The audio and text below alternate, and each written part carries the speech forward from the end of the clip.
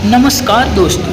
आज मैं आपको ले चलने वाला हूँ एक ऐसे सफ़र जहाँ आपको मिलेगा शांति, सुंदरता और इतिहास का अनूठा संगम। जी हाँ, हम बात कर रहे हैं दमन की। अगर आप भीड़ भाड़ से दूर किसी शांति और प्राकृतिक जगह की तलाश में हैं तो दमन आपके लिए एक परफेक्ट डेस्टिनेशन हो सकता है। तो चलिए शुरू करते हैं हमारा रोचक दमन ब्लॉग। मैंने आपकी यात्रा की शुरुआत वलसाड से की है, जो दमन के काफ़ी पास है। अगर आप ट्रेन से आ रहे हैं तो वापी के सबसे नज़दीकी रेलवे स्टेशन है। वापी से टैक्सी लेकर आप दमन पहुंच सकते हैं, जो सिर्फ 12 किलोमीटर दूर है। रास्ते में चलते हुए आपको हरियाली और खुला आकाश मिलेगा, जो सफ़र को और भी मज़ेदार बना देगा। सबसे पहले जब आप पहुंचेगा तो पहला मिलेगा आपको जम्बूर बीच।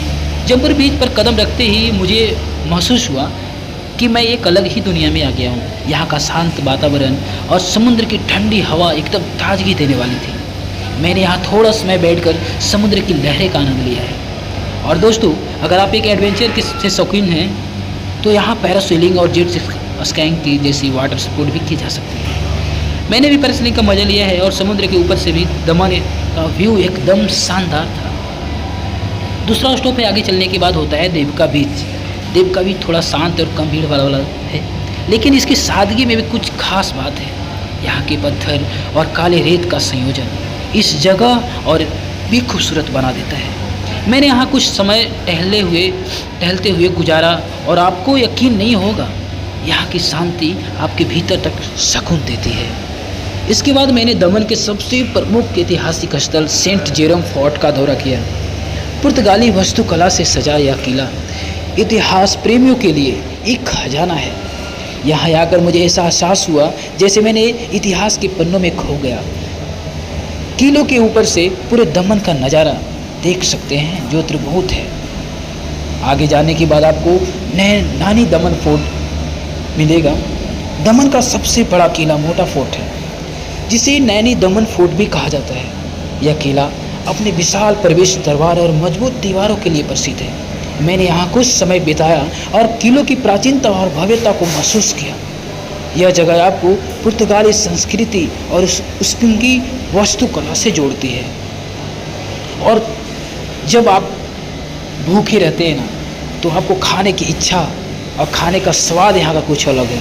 अब बात करेंगे ना खाने की, तो दमन में आप बेहतरीन स्ट्रीट फूड का मज़ा ले सकते हैं। यहाँ के लोकल रेस्टोरेंट में मछली, झींगे और केकड़े जैसे समुद्री भोजन बेहद लोकप्रिय है।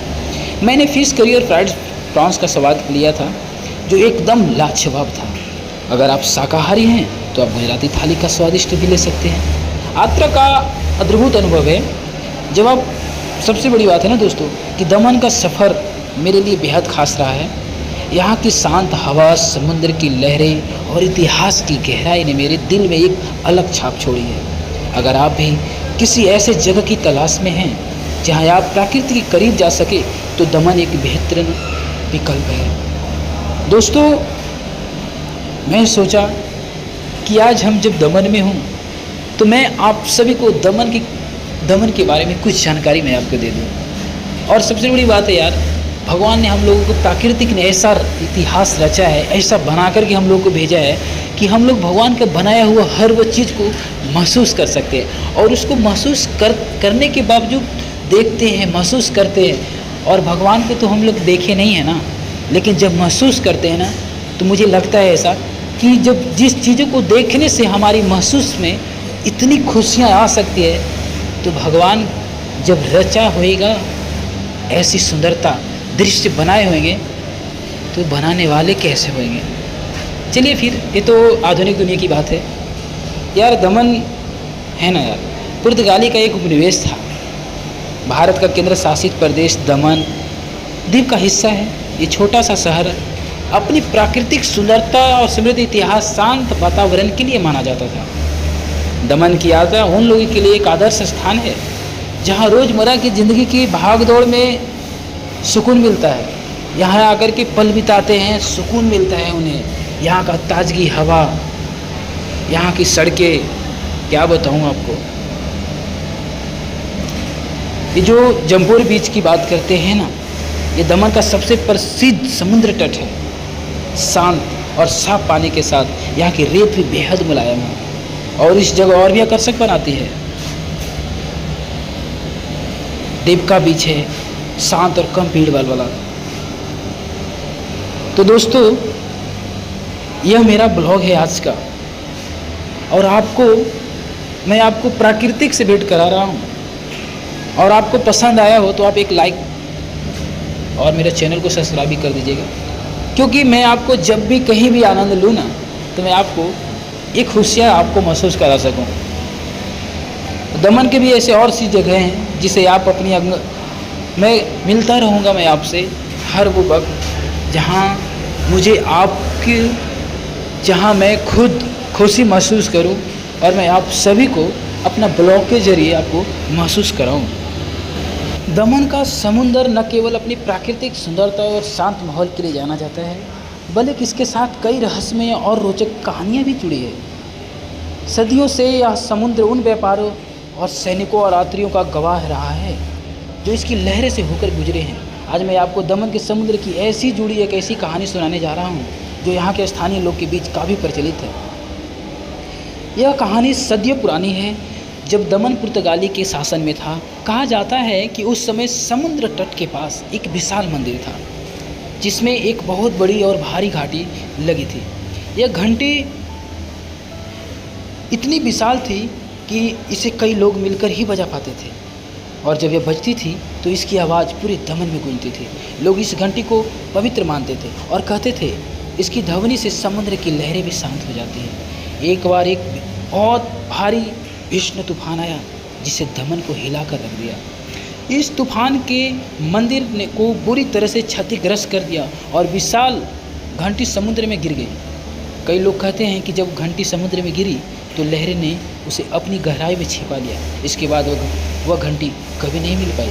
घंटी का आवाज़ का जो रहस्य था ना, ये कहानी खत्म ही नहीं होती है। स्थानीय मछुआरे के अनुसार जब भी समुद्र में कोई बड़ी तूफान आने वाला होता है तो वे कहते हैं कि उन्हें समुद्र की गहराइयों से घंटी की धुंधली आवाज़ सुनाई देती है। यह आवाज़ उन्हें चेतावनी देती है कि कोई बड़ा खतरा आने वाला है।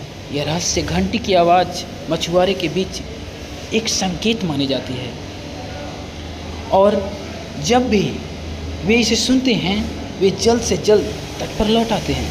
कई लोग का मानना है कि यह घंटी आज भी समुद्र के नीचे कहीं गहरी दबी हुई है, और इसकी आवाज़ कभी कभी तूफान के दौरान गूंजती है। वैज्ञानिक दृष्टिकोण से यह न केवल एक किंवदंती हो सकती है, लेकिन दमन के स्थानीय लोगों के बीच यह घंटी और उसकी आवाज़ की सच्चाई से कम नहीं है।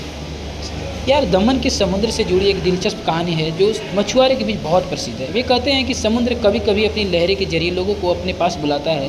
पुराने समय में जब समुद्र शांत होता था और आसमान साफ होता था, तब भी अचानक से कुछ मछुआरे गायब हो जाते थे। लोग कहते थे कि यह समुद्र का बुलावा है।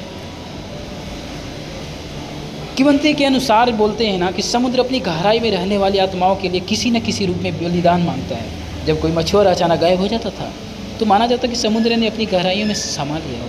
हालांकि आधुनिक समय में यह कहानी सिर्फ एक लोक कथा है मानी जाती है, लेकिन स्थानीय लोग अब भी समुद्र के इस रहस्यमय पहलू को थोड़ा कम बहुत मानते हैं। चलिए, दमन का समुद्र सिर्फ एक प्राकृतिक सौंदर्य स्थल नहीं है, बल्कि इसके साथ एक रहस्यमय और रोमांचक कहानियाँ हैं जुड़ी हैं, चाहे वो घंटी की आवाज़ हो और समुद्र का बुलावा। ये कहानी दमन के समुद्र को और अद्भुत और दिलचस्प बना देती है। अगली बार मैं आपको दमन के समुद्र के किनारे खड़े होंगे और कई कहानियों के याद कराएंगे, और सोचिए क्या वास्तव में समुद्र के पास हमें सुनने के लिए कोई रहस्य होगा। चलिए, बीती बात है, लेकिन आज हम इस दुनिया में जी रहे हैं, इस समय में जी रहे हैं, और इस समय पे हम जो हमारे साथ बीतेगा हम उस पर थोड़ा गौर करेंगे। और यार, हमारे जो बीते हुए पल क्या था जो कि हम महसूस तो नहीं कर सकते, लेकिन बताया जाता है जिस तरीके से, हम उस तरीके से मैं आपको बताता हूँ कि यहाँ का कुछ ऐसा हुआ था, ऐसा बताया जाता था।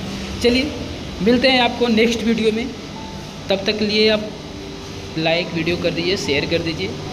मिलेंगे प्राकृतिक का बनाया हुआ, रचा हुआ जो भी भगवान बनाए हैं, कहीं जब भी महसूस करूँ तो मैं आपको ब्लॉग के जरिए आपको भी ये महसूस कराऊँ। तब तक के लिए बाय बाय। खुश रहें, खुशहाल रहें। यहाँ नहीं रहें तो ननिहाल रहें। Thank you watching for my video.